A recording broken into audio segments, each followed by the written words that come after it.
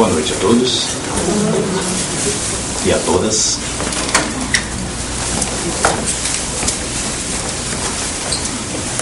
Nós gostaríamos de falar sobre libertação hoje. E o tema veio bem a propósito no domingo de Páscoa.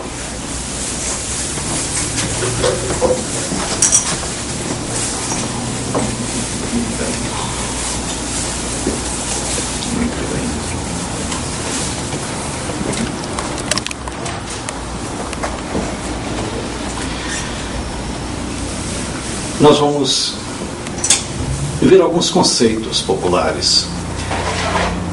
Há um tempo atrás, me pediram para fazer uma explanação no domingo da Páscoa, na Semana Santa, sobre exatamente esses atavismos, esses preconceitos, essas normas que, na verdade, não sabemos, as pessoas não sabem dizer se são normas ou quem inventou essas normas a respeito da Semana Santa. Como, por exemplo, por que não comer carne na Semana Santa, ou na sexta-feira, ou é no sábado, ou é a quaresma inteira? O que é a quaresma? E todas essas coisas que muitos de nós, que devido à origem familiar talvez, um dia foi católico, né, que entende melhor desses dogmas, desses rituais, saberia explicar melhor, saberia entender melhor. Mas ainda assim fica faltando aquele entendimento profundo do significado da Páscoa. A Páscoa, a Semana Santa, ela acontece depois da Quaresma. A Quaresma são os 40 dias que começam lá atrás e é um feriado móvel, significando dizer que não é todo ano que é no mesmo dia. Então poderá ser esse ano num dia, no ano que vem outro dia. Nós não vamos entrar muito em detalhes com relação à Semana Santa, à Páscoa em si, mas a libertação, que é o nosso tema central. Mas esses são os principais eventos da Semana Santa, começando pelo Palm Sunday, o Domingo de Ramos, e depois ainda vem um pouco sem muita explicação, sem muitas passagens, segunda, terça, quarta, quinta, né? Mas nesse meio tempo vem The Last Supper, a última ceia, a Santa Ceia de Jesus com os apóstolos. Depois, ali, com as mãos amarradas, quando Jesus foi preso. Em seguida, a crucificação, que, segundo a tradição, se deu na sexta-feira. Depois, a despedida de Jesus da terra, quando ele foi considerado fisicamente morto. E, finalmente, no domingo da Páscoa, a sua ascensão, a sua ressuscitação, a ressurreição. Agora, a Páscoa já existia muito antes de Jesus, não foi criada na época de Jesus. Exatamente, Jesus foi oferecido ao povo em julgamento por Pilatos, naquela famosa passagem em que Pilatos lavou as mãos, simbolizando que ele se exonerava da responsabilidade de julgar aquele homem em quem ele não viu absolutamente qualquer pecado, qualquer culpa. Então, na época exatamente da Páscoa, que era a tradição se libertar um prisioneiro, então Jesus foi oferecido ao lado de Barrabás, para que o povo escolhesse qual dos dois seria libertado, e, por eliminação, o que sobrasse seria executado. Então, a Páscoa já existia mesmo de muito tempo atrás, de séculos atrás, talvez quase 1,5 milênio, que é da época de Moisés, quando Moisés libertou o povo do Egito. Quando, finalmente, depois daquelas 10 pragas, onde a última praga foi quando todos os primogênitos do reino do Egito morreram, segundo a praga que Moisés anunciou, aí o povo hebreu foi finalmente libertado do Egito, e essa libertação é que é comemorada com a Páscoa. Então, Páscoa, que em última análise traduz passagem, é a comemoração da libertação do povo que Moisés conduzia. Portanto, já existindo na época de Jesus. Então, não começou com a tradição a partir do evento de Jesus. Vamos ressaltar apenas algumas das passagens mais importantes da Semana Santa. Aí, nessa gravura, simboliza a entrada de Jesus em Jerusalém. Era esperado um rei poderoso que iria libertar o povo de Israel. Esse rei foi esperado com grande ovação popular, porque a fama dele já corria muitas terras, e ele finalmente se dirigia a Jerusalém. Embora, como espírito perfeito que era, já sabia o que eu aguardava. No entanto, ele fez-se cumprir, todos os deveres que ele assumiu. Então, haviam tapetes, haviam mesmo pavimentação especial feita para ele entrar, para esse rei poderoso entrar. E aparece um homem vestido com as vestes mais simples do mundo, montado num jumento. E ainda um comentário muito interessante que Joana de Ângeles fez a Divaldo Franco, aquela homenagem para o jumento, porque Jesus estava muito acima das homenagens mundanas. Então todo aquele aparato, toda aquela decoração para esperar o grande rei foi para o jumento. Ainda na Semana Santa, nos dias que se seguiram à entrada de Jesus, quando foi? Foi no domingo de Ramos, que espalharam-se ramos também pelas ruas.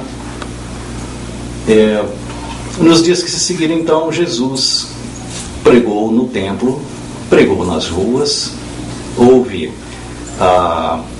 aquele evento também de expulsar os cambistas do templo, expulsar os mercadores do templo, e a Santa Ceia e várias outras passagens antes de Jesus ser finalmente aprisionado e condenado. Aí também a Santa Ceia, essa passagem importantíssima, ainda também dentro da Semana Santa, quando Jesus, após a ceia, ele pessoalmente lavou os pés dos apóstolos. E há um fato ainda interessante nesse mesmo episódio, que Pedro ainda disse: não, meus pés não lavarás. Como a reconhecer uma demonstração prática de reconhecimento à autoridade de Jesus, com toda boa intenção. Assim era Pedro. E Jesus lhe disse: então não caminharás comigo, ou palavras equivalentes, de mesmo significado. Valendo também dizer que a humildade dele tinha que ser demonstrada na prática. E foi isso que Jesus fez. O mais poderoso de todos os reis anunciados, o Filho de Deus, o Mestre dos Mestres, aqueles já até a esse ponto reconhecidamente, principalmente pelos apóstolos que o seguiam de perto, a maior autoridade moral do planeta, lavou os pés de cada um dos seus discípulos, de cada um dos seus apóstolos. Finalmente, a história que todos nós conhecemos, né? E o símbolo da cruz permaneceu para a eternidade como o maior sacrifício, a maior doação de amor que um ser humano, entre aspas, já ofereceu como lição eterna. E ficou como símbolo também até os dias de hoje, como o refúgio para todos os problemas, para todas as horas, para todas as consolações. Agora, nos dias de hoje, vamos ver como é que essa tradução, que é por onde nós começamos, saber o que significa tanto aparato, tanto ritual, tantas coisas ainda que não se sabe nem mesmo a origem, né? Lá em cima nós vemos o simbolismo de Jesus, talvez de Maria, né, e mais alguns personagens da história, mas embaixo nós vemos um pequeno batalhão de pessoas vestidas todas iguais. De onde surgiu isso?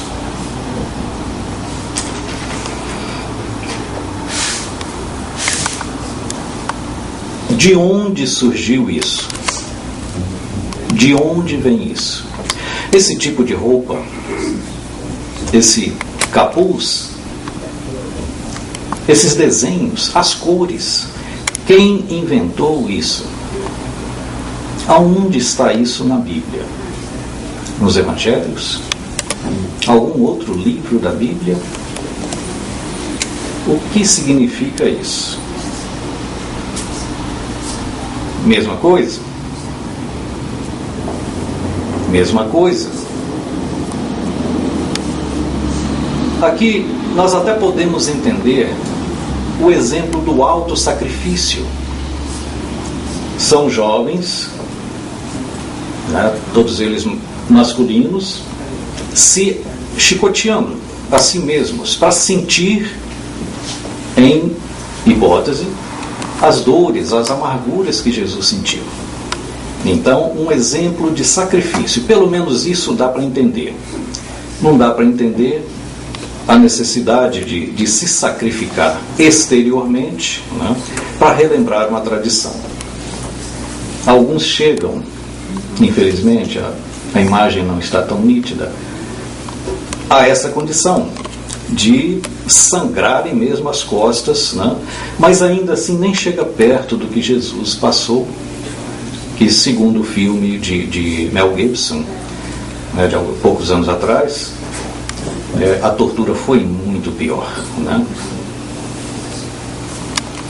E essa é a Semana Santa que nós vimos hoje, cheia de símbolos, cheia de coisas que não sabemos nem mesmo a origem disso. E a validade de tanto sacrifício, de tanta pompa, de tanto requinte, de tanto luxo, né? Para lembrar o sacrifício de Jesus. E aí vem o nosso principal personagem da história, né? O coelho da Páscoa. Também tem a sua simbologia, a sua origem, embora nada a ver necessariamente com Páscoa, né?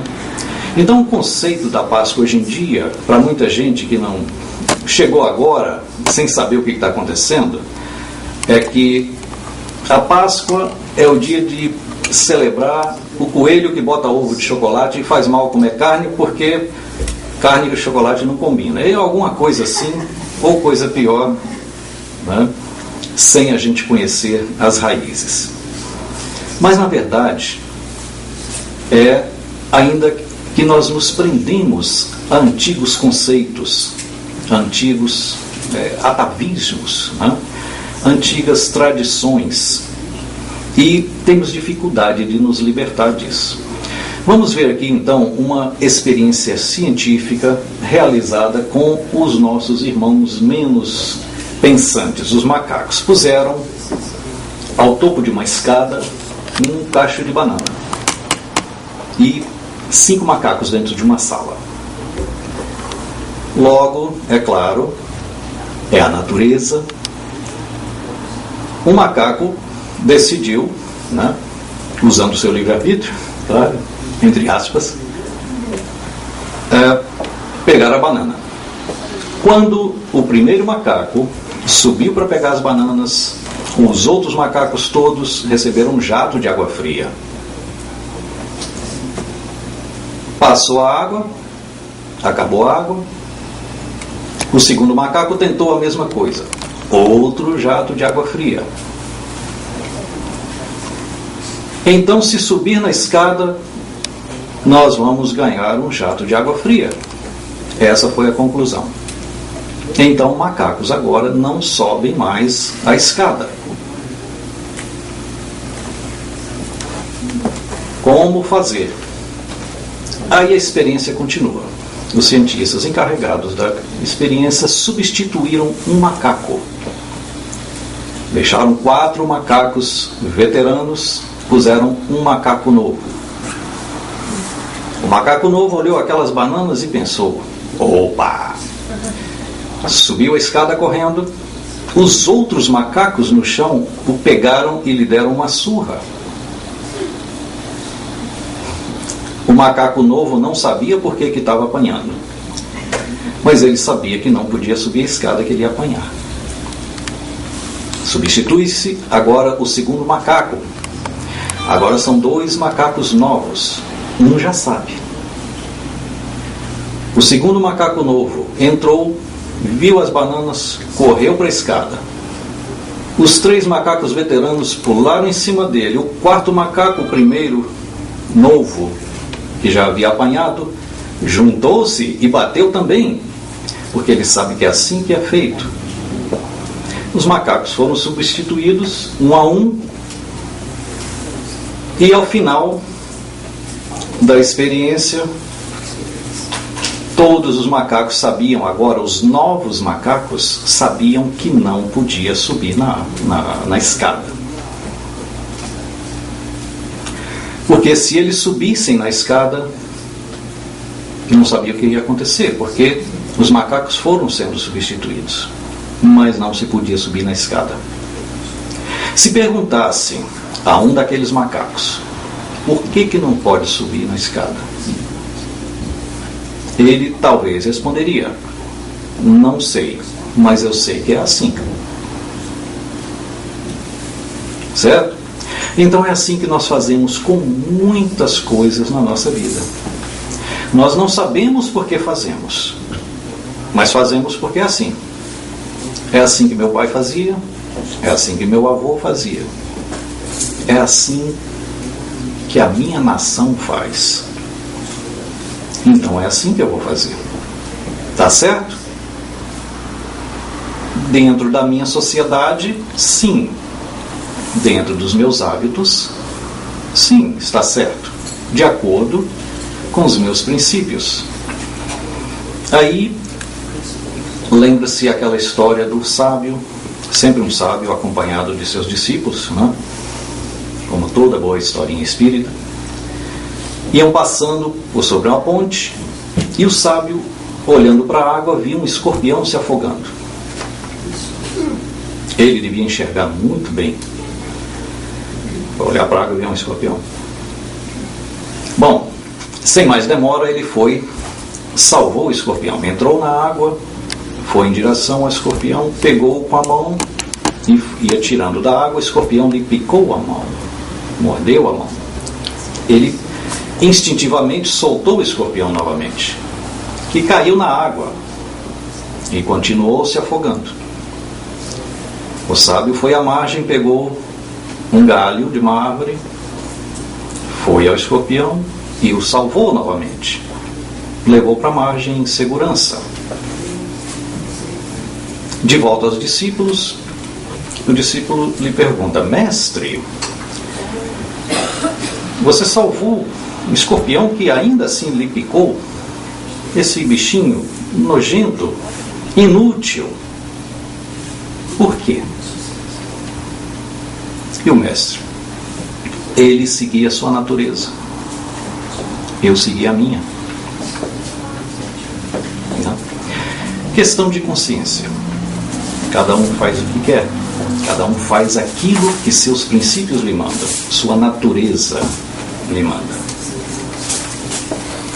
E é o desejo de todo ser a liberdade. É uma necessidade. É mesmo uma lei natural, segundo nos ensinam os Espíritos. Mas a liberdade absoluta não existe. Todos nós, em algum ponto, em algum momento, nós temos que obedecer de alguma forma. Essa obediência forçada, ela faz nascer no ser, no íntimo do ser, a revolta. Nascendo a revolta, vem agora a desarmonia. Agora o ser está revoltado contra a lei. E para restabelecer essa lei, somente o conhecimento de causa. Por que devo obedecer à lei? Quando esse conhecimento entra no indivíduo, acontece a conscientização. Agora sim, agora eu vou obedecer à lei conscientemente. E Kardec, ainda no Livro dos Espíritos, responde, para nós sobre o limite entre nos ajudando a discernir o que é certo e errado. É muito fácil quando levamos em conta essas respostas de Kardec. Onde está o limite da nossa liberdade, por exemplo? Quem se lembra da resposta? Pois é. Eu sei que vocês não querem falar para me deixar falar, eu sei disso. É muita gentileza da parte de vocês, eu agradeço. É o ponto em que ameaçais a felicidade do próximo. Esse é o limite da nossa liberdade. Em outras palavras, plagiando Jesus, fazer ao próximo o que nós gostaríamos fizesse para nós mesmos. Então, se o limite da minha felicidade é o ponto em que eu ameaço a felicidade do meu irmão, as palavras de Jesus aí foram bem explicadas. Porque eu só vou fazer ao meu irmão o que eu gostaria que fosse feito para mim.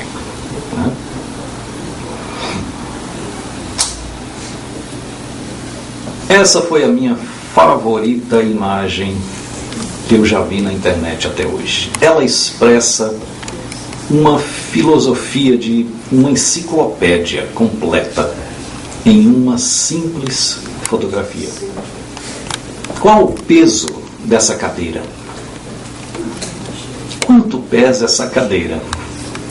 Umas 2 libras, 3 se muito. No entanto, o nosso irmão, em diferente estágio de evolução, ele sabe que aquele que o colocou ali quer que ele permaneça ali. Como ele não tem outra obrigação na vida, ele não tem que ir lá no Marcos amanhã fazer o imposto de renda dele. Ele não tem que bater ponto. Ele não tem que ouvir as notícias econômicas e políticas. Ele não tem outra coisa para fazer na vida. Então, ele sabe que ele tem que obedecer àquele que o amarrou ali. Porque assim é a natureza dele, no estágio evolutivo em que ele se encontra. Acontece que nós passamos por esse estágio há muito tempo atrás. E alguns de nós têm muita dificuldade ainda de libertar completamente daquele estado. Quando eu falo alguns de nós, gente, eu me refiro a os habitantes do planeta Terra, que é onde eu conheço. Eu não falo de outro planeta, isso se aplica a todo o universo, mas eu conheço o planeta Terra, por isso eu falo só daqui. Não estou me referindo à nossa pequena comunidade aqui da nossa casa, nem da nossa família, nem de Long Branch. Estou falando da raça humana de modo geral, né? Então já estivemos nesse estágio um dia e temos dificuldade de nos libertar. Então adotamos comportamentos de acordo com as nossas necessidades. Por exemplo, nós vemos, isso acontece inclusive muito na adolescência, quando o indivíduo agora já não é mais criança, mas ainda não é um adulto maduro. Então, a gente, e todos nós aqui passamos por isso, né? Eu não passei por isso há muito tempo, foi faz poucos anos. Mas todos nós passamos por essa fase difícil de adaptação ao novo contexto social, que é o mundo dos adultos. Então, nós vestimos roupas de acordo com a moda. Nós fazemos o nosso cabelo de acordo com a moda. E nos dias de hoje a gente vê uma moda que é não ter cabelo também. Muito econômica, muito atual. Nós nos vestimos de acordo com a sociedade em que vivemos, para nos fazermos parecidos com a sociedade em que nós vivemos, para sermos aceitos, para não sermos rejeitados, para não sermos discriminados. Nós fazemos muitas vezes coisas contra o nosso próprio gosto, mas nós fazemos igual ao macaco. Não sei por que estou fazendo, mas eu sei que é assim. Bonitinho. Você vê que a moda é bem atual, a calça bem caída mesmo. E aí chega um momento que nós falamos, não mais, né? O famoso burro empacado. Não quero progredir. Eu estou feliz como estou, né? Somos muitos de nós ainda em alguns assuntos da nossa vida comum. Muitas vezes nós tomamos essa posição também. Não quero aprender, não quero te ouvir.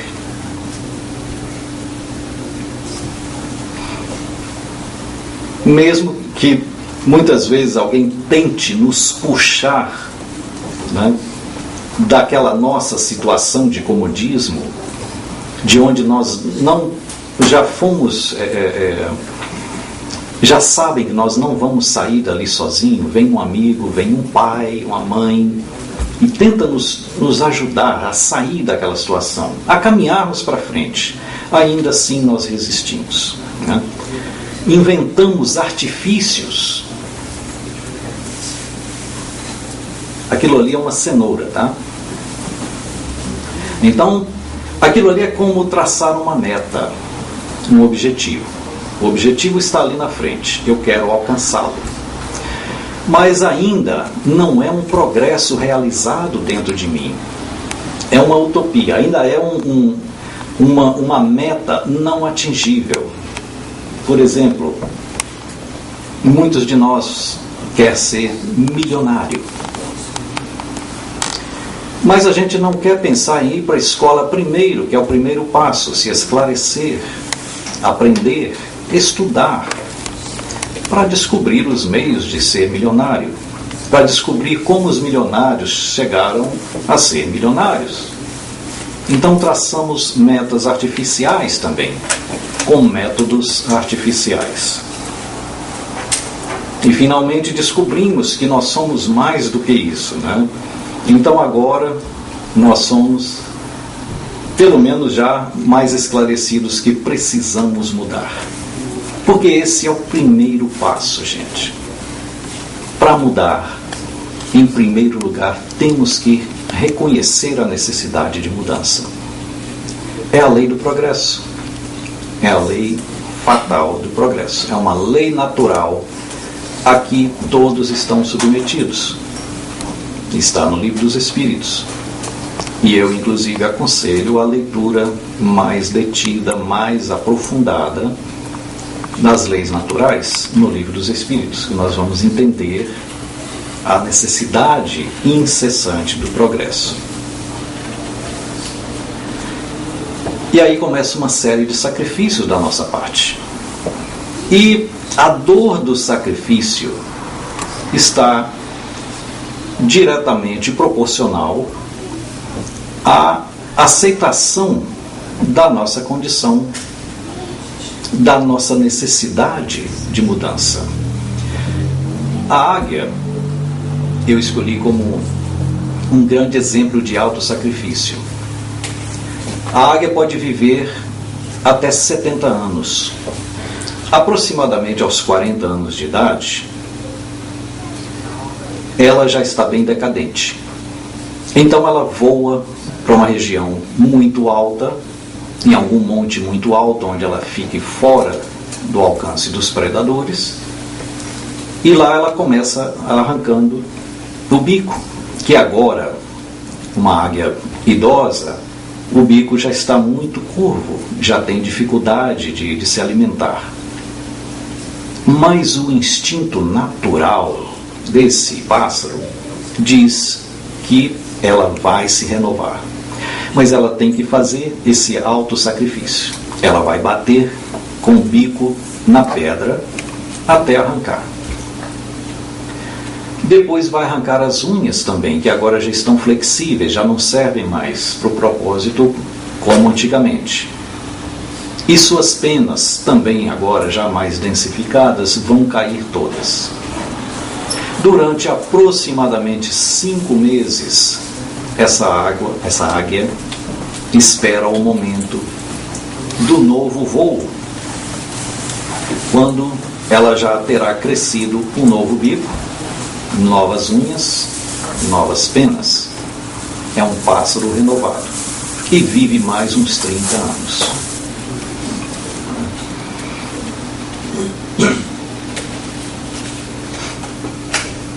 Agora, com a criatura humana é diferente. Nós somos, na criação de Deus, aqui na Terra, o único animal consciente e individual. A partir do momento que adquirimos, nós não fomos originalmente criados assim, mas não é o nosso tópico principal da noite de hoje. Eu aconselho mais uma vez a leitura do Livro dos Espíritos a respeito disso. Mas, a partir de um certo ponto evolutivo da nossa, um certo estágio da nossa evolução, nós adquirimos a individualidade e a consciência. Agora nós somos a raça humana. E somos agora também dotados do livre-arbítrio, que é o filho mais velho da consciência. E ali nós vemos o quê? A eterna luta do bem contra o mal. Mas isso é dentro de nós, isso é no nosso próprio universo interior. É o nosso lado bom, o nosso lado educado e o nosso lado original, instintivo, aquele que nós não precisamos de raciocinar para governar as nossas ações. O ser humano é dotado de uma potencialidade que ele mesmo não conhece. E os espíritos nos alertam disso.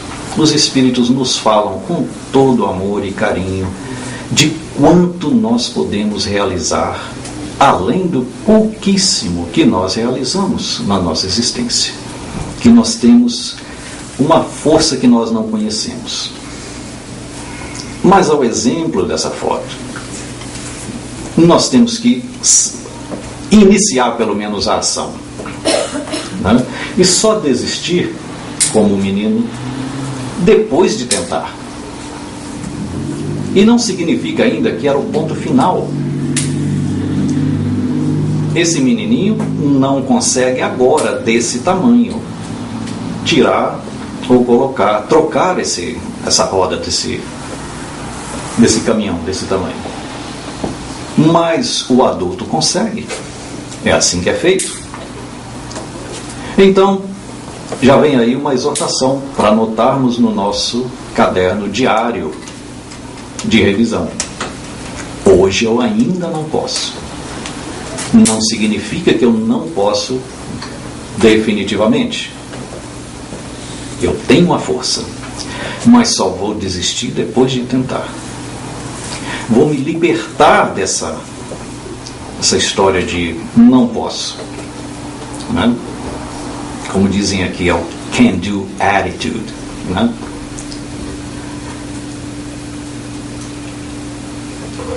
Essa foto também é clássica, né?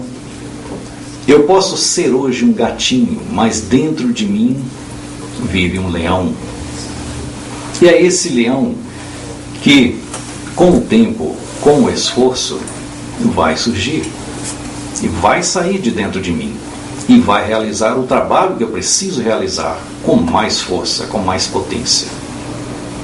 O ser que hoje eu sou ainda não atingiu a potencialidade que, na verdade, está dentro de mim. Assim somos nós, porque nós fomos criados para a perfeição. E, mais uma vez, voltamos a Kardec. Fomos criados simples e ignorantes, mas perfectíveis. Ou seja, vamos todos fatalmente, pela lei irrevogável do progresso, ser perfeitos um dia. É lei. Não há uma outra saída. Nós seremos perfeitos.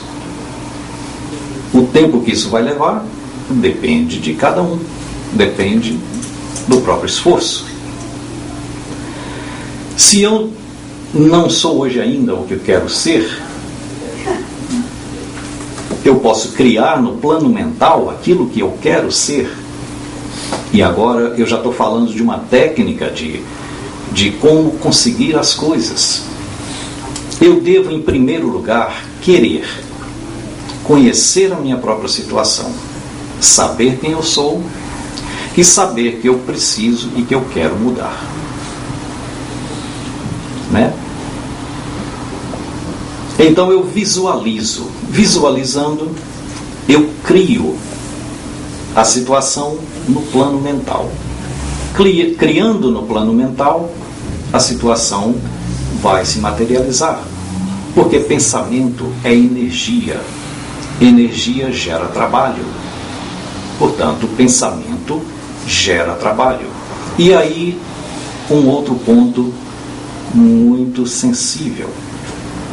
Nós somos responsáveis, agora que nós sabemos disso, pelo que pensamos. Até um tempo atrás, nós achávamos que nós éramos responsáveis apenas pelas nossas palavras. Se ofendêssemos, deveríamos desculpas.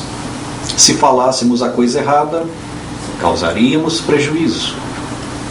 Mas agora, como espíritas, como estudantes de Kardec, conscientes das leis que regem o universo, algumas das mais importantes, nós sabemos também que nós somos responsáveis pelos nossos pensamentos também.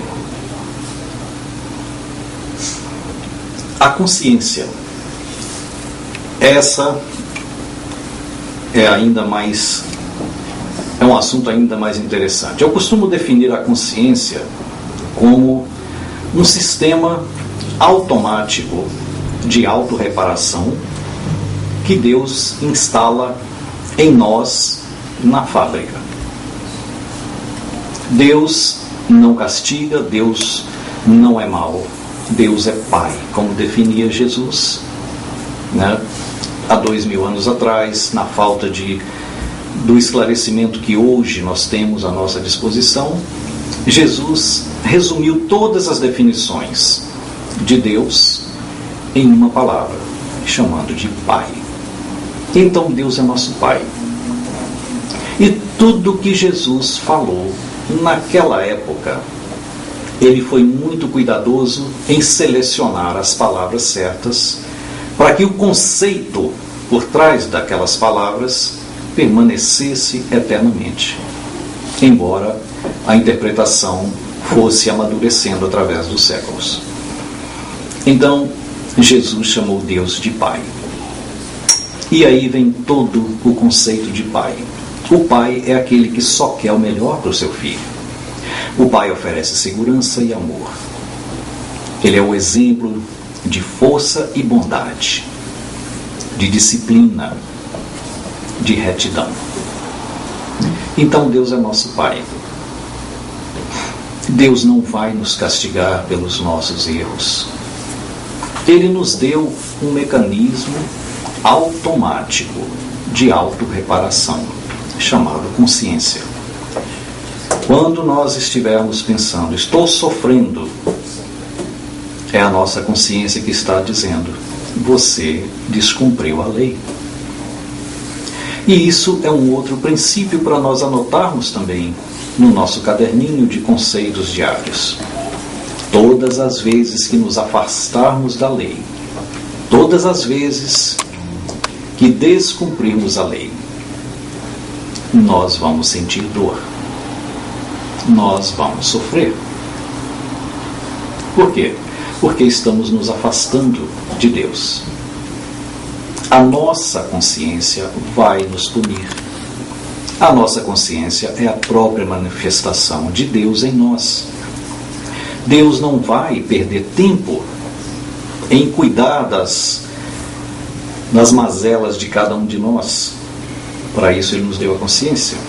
Cada um de nós vai cuidar dos seus próprios limites, dos seus próprios problemas.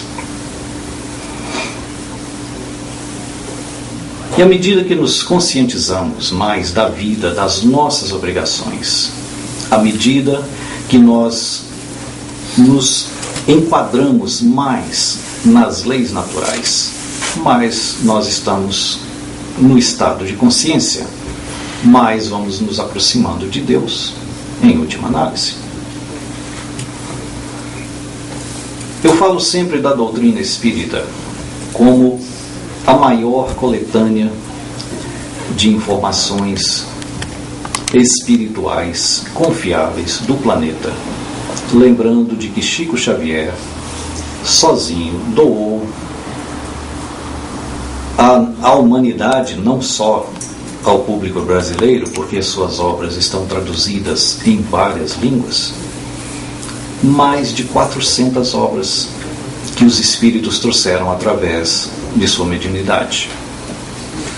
Então, a doutrina espírita é um acervo, é uma coletânea de informações que nos ajudam na aquisição de valores eternos, valores que nós vamos carregar para sempre.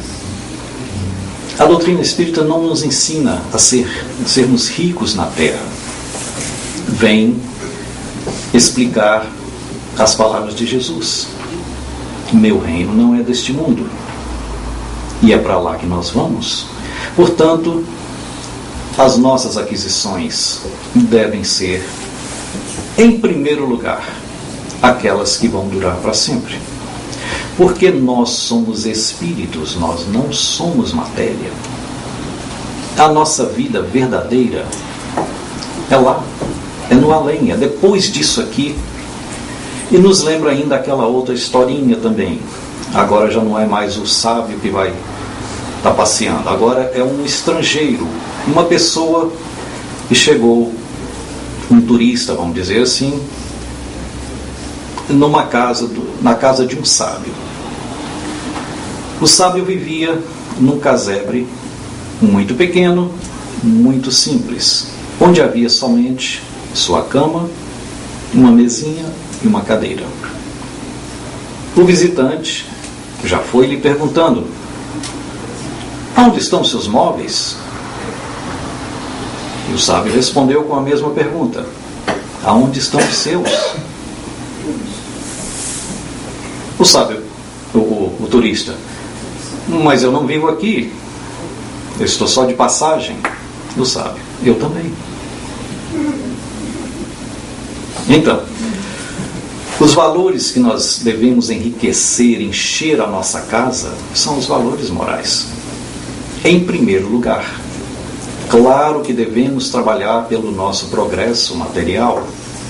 Claro que devemos dar o melhor conforto possível para a nossa família, para nós mesmos. Cuidar do nosso lar, da nossa casa, ter conforto.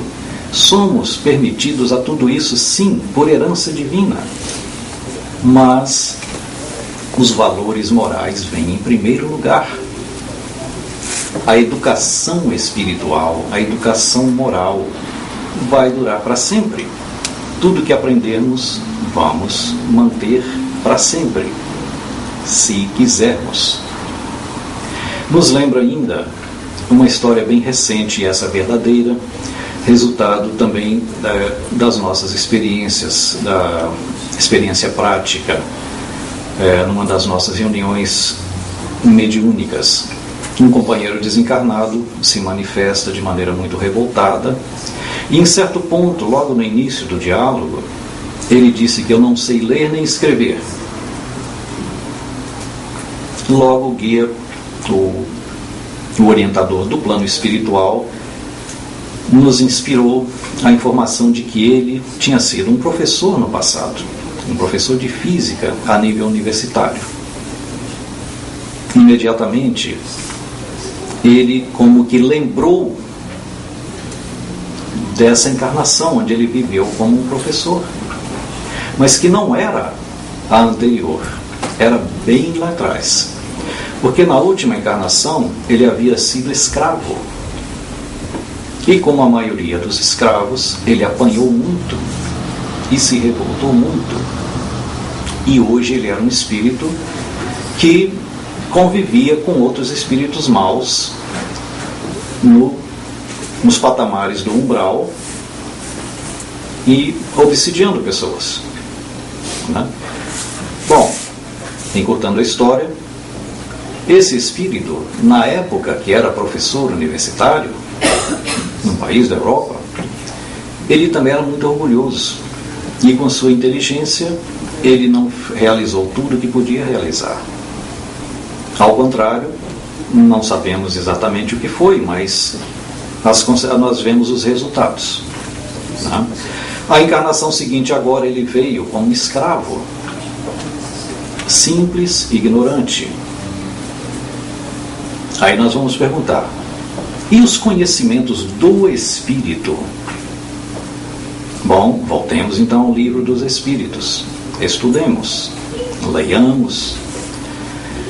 No livro dos Espíritos nós aprendemos que o Espírito, para reencarnar, ele tem suspenso temporariamente as lembranças de suas encarnações passadas. É, inclusive, um mecanismo de justiça divina. Não nos lembrarmos do nosso passado, agora na nova encarnação. Isso poderia causar um problema seríssimo. Imagine se cada um de nós tivesse a perfeita lembrança de tudo que fizemos no passado, das atrocidades que já acometemos, né? Seria praticamente impossível o progresso. Então agora esse nosso irmão, na nova situação probatória, né, como escravo, ele passou pela vida normal de um escravo, inclusive apanhando. Numa situação nova agora, onde foi colocada à prova toda a sua humildade, toda a necessidade de se tornar humilde e de não ferir com a inteligência. Ainda assim, de certa forma, não foi bem sucedido, porque se revoltou. Bom, isso é só para ilustrar uma outra ideia que eu aprendi também no serviço militar. O sargento que cuidava do pelotão onde eu servi, ele era muito jovem, mas muito sábio também. quase como esse sábio das historinhas espíritas. Ele, antes da instrução prática de tiro, ele fazia questão de dizer uma coisa: aqui você está apontando a arma para a direção do alvo. Se você desvia 1 milímetro aqui, 200 metros daqui aonde está o alvo, você vai ver um desvio de 20, 30, 40 metros. Ou seja, e eu nunca esqueci isso, um pequeno erro, um pequeno desvio que nós cometemos no presente, lá na frente, se não for reparado a tempo, o desvio vai estar muito maior. Então, o esforço para consertarmos agora no presente é que tem que ser feito. Nós temos que nos empenhar com toda a possibilidade, com toda a energia, para nos libertarmos dessas limitações nossas, de achar que não podemos, que é muito difícil, que eu não tenho o recurso necessário. Ele também acha que ele não tem o recurso necessário. Bastaria uma dessas escadas na posição correta, utilizada corretamente, e ele faria melhor ainda. Isso aí eu chamo desperdício de recurso. Quantos livros espíritas nós temos em nossas casas que nós ainda nem folheamos? Não estou falando ler, eu estou falando abrir o livro, né? E se não é essa a situação, quantos livros nós sabemos que já foram escritos sobre assuntos que nós precisamos ler, mas que nós não nos interessamos? Porque a nós, muitas vezes, agrada mais o repouso, o relaxamento, o passeio, né? De alguma forma, falta aquela energia do sacrifício. E o sacrifício, gente, lembremos mais uma vez, não tem que doer. Sacrifício significa priorizar. Sacrificar é priorizar. Sacrificar isso em benefício daquilo. Não significa sentir dor aqui para sentir prazer ali. Significa, para mim, isso vale mais do que aquilo. Para mim, vale mais estar aqui hoje, ou todo domingo à noite, ouvindo as lições da noite, do que estar no cinema, na televisão. Priorizar.